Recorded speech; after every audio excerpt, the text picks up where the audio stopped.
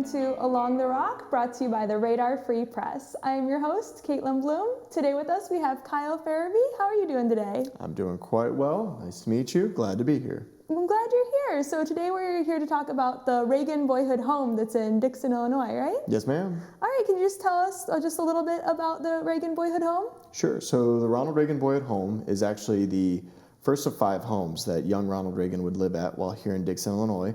A lot of people don't know it, but President Reagan is the first and only president to be born and raised in the state of Illinois. And he would spend his formative years in Dixon, though he was born in Tampico. And those first 3.5 years, he was here at the home that colloquially, or really everybody understands as the Ronald Reagan Boyhood Home. We use the property to teach young people and anybody who's interested about those experiences, stories, and characters that helped shape the President of the United States. Awesome, and how has that house evolved over the years? Sure, so the house itself was acquired in 1980 after a mailman, Lynn Knight, shortly after the President was elected, looked at this opportunity. I believe it was going onto the market, though don't quote me on that. He started talking with community members and wanted to create more or less a monument to Dixon's native son, or I should say their number one son, as he's known in Dixon.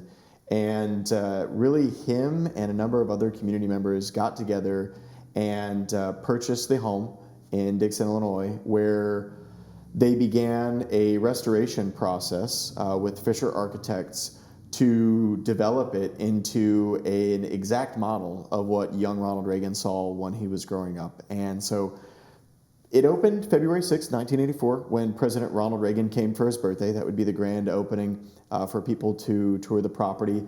And pretty much since then, it has, like I said, served as a monument for the community and for people interested in Reagan history and American history, where young people, passerbys on 88, Reaganites will get a chance to see exactly what young Ronald Reagan and his family lived in. The same wallpaper is still there. I should say remanufactured wallpaper, the same furniture, same style of furniture. It was all Montgomery Ward, etc. So not a whole lot of evolution has kind of happened through the property itself. I will say, as far as specific evolutions, right next door used to be the landlord's house. Today it serves as the visitor center. And guests, it's a small and modest museum. One day we'll actually be expanding upon that. But in the meantime, guests have an opportunity to see a timeline of Ronald Reagan's life in Illinois, to engage with some of the artifacts that directly impacted the presidency of the United States, and as I mentioned, learn about some of those characters that served pivotal roles in Ronald Reagan's life and eventually set him on that path to where he would end up becoming one of the most influential world leaders in history. Oh, that's cool. So there's a couple buildings. Yes. Yeah, yes. Okay. So what's one thing people may not know about the Reagan Boyhood Home? Sure. So generally speaking, a lot of people who visit the Reagan Boyhood Home might not recognize the institution that takes care of it, Young America's Foundation, which I work for. Our organization was founded in 1960. Ronald Reagan himself was actually a member, joined early on in the 1960s. And our organization's bread and butter is to make sure that young people understand and are inspired by the ideas of individual freedom, free enterprise, strong national defense, and traditional American values. And importantly, they're able to go back into their communities and use that to inspire movements, very much like Ronald Reagan did. He himself said that there is a spark within each and every one of us that, if struck at just the right time, can ignite a fire that can change their life for all the years to come.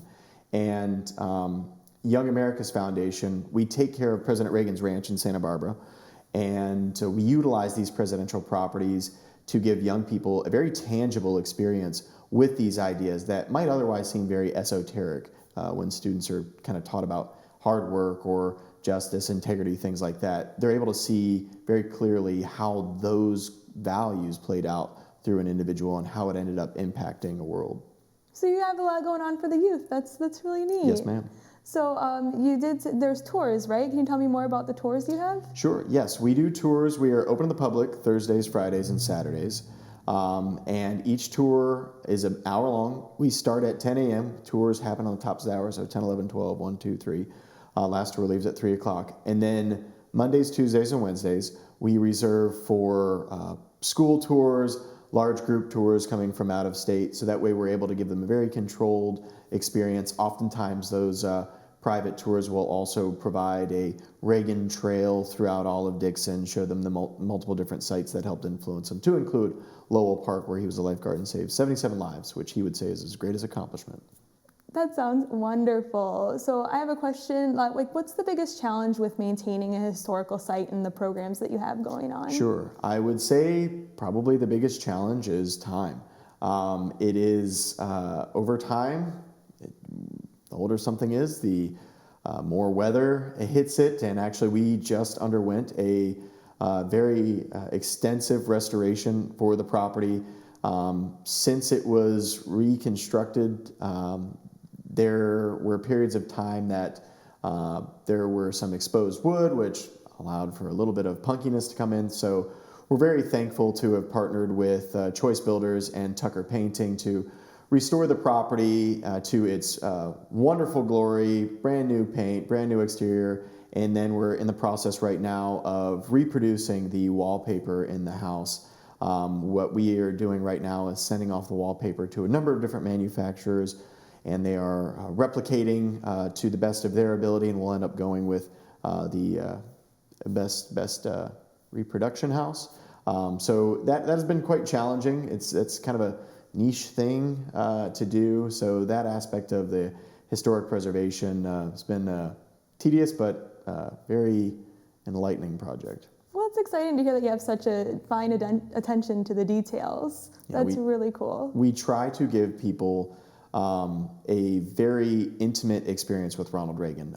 What's fairly unique about presidential property of this age is that you get, the older the home you get, the further you get from a person that actually lived there. So for example, when you visit Mount Vernon and Monticello, which are absolutely phenomenal properties, and they have the best and brightest curators in the world working there, curators are left to the devices of their journals and perhaps stories that have been passed on through the generation. And a lot of that, they've got to use their expertise with period pieces to understand the types of furniture, the techniques that were used for the paint and things like that. Well, when the home was restored in 1980, two of the Reagans were still alive to help us with that restoration, both Ronald Reagan himself as the president and his brother Neil Reagan. And so through that restoration process, what they did is the Reagan Boyhood Home Preservation Foundation sent off the wallpaper. They found 7 layers of wallpaper when they were doing the restoration. Sent those off. They sent off Montgomery Ward catalogs to the brothers, and they circled the exact wallpaper and furniture that they remembered, and Neil Reagan came and told us exactly where it sat. So we can very confidently communicate to guests when they visit that what they're seeing is, with very few exceptions, the exact same experience that the young boys had. And it's pretty interesting because young people in particular can more readily identify with some of those stories and experiences, because if, you know, basically between the ages of 9 years old till 18, Ronald Reagan was here in Dixon, and they were able to put themselves in the shoes, albeit 100 years ago, and see themselves playing football in the side yard, or see themselves dealing with a principal after they've been a little smart alecky in the classroom, to use the president's language there. So we're very blessed for what we're able to provide guests that is a fairly novel in terms of presidential properties. Do you have any funny moments from maintaining the home and working there? Sure. I don't, it's tough to say a specific funny story from guests. We're just very blessed. Pretty much everybody who comes through our doors, they're very, I will say, surprised by the experience. One, with viewing the Boyhood Home. Two, with viewing Dixon in this greater Sauk Valley area.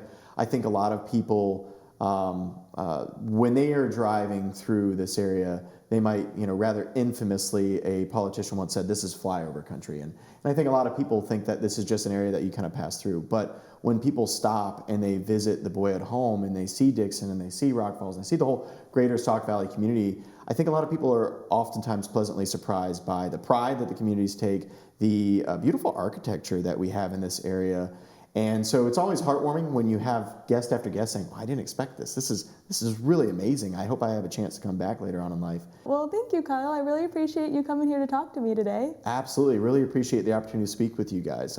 Happy to speak next time if you ever need it. And if anybody who's interested, again, visiting the Boyhood Home, they're more than welcome to come by. It's, like I mentioned, open Thursdays, Fridays, and Saturdays to the public, 10 a.m. Last tour leaves at 3 p.m.